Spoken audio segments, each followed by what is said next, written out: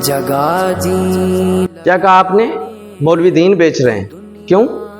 اچھا وہ نماز پڑھا کر پیسے لیتے ہیں، قرآن پڑھا کر پیسے لیتے ہیں تو دین بیچ رہے ہیں۔ تو بھائی حج بھی تو فرض ہے نا، ایئر لائن والے پیسے لے رہے ہیں تو وہاں تو آپ نہیں کہتے کہ دین بیچ رہے ہیں۔ قرآن پڑھنا پڑھانا بھی تو عبادت ہے نا، قرآن چھاپنے والے، پرنٹنگ والے، یہ سب پیسے لے رہے ہیں، وہاں تو آپ نہیں کہتے کہ لوگ دین بیچ رہے ہیں۔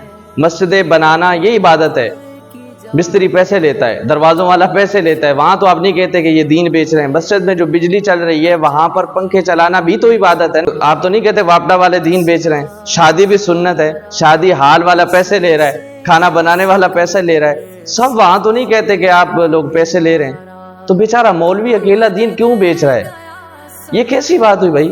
یار اگر کوئی 12-15 ہزار تنخواہ والا مولوی تنگ آ کر کسی کو کہہ ہی دیتا ہے کہ میری یار تنخواہ بڑھا دو، تو بندے منہ کھول لیتے ہیں کہ نہیں یہ تو دین بیچ رہا ہے، یہ تو دنیا دار ہو گیا۔ بھائی یہ دین نہیں بیچ رہا، جیسے فوج جس کے ہم حق میں ہیں وہ ہماری جو جغرافیائی سرحدوں کی حفاظت کر رہی ہے، تو علماء آپ کے نظریاتی سرحدوں کی حفاظت کرتے ہیں۔ بھائی یہ بڑے عظیم لوگ ہوتے ہیں، ان کی مدد کیا کریں، ان کی دعائیں لیا کریں۔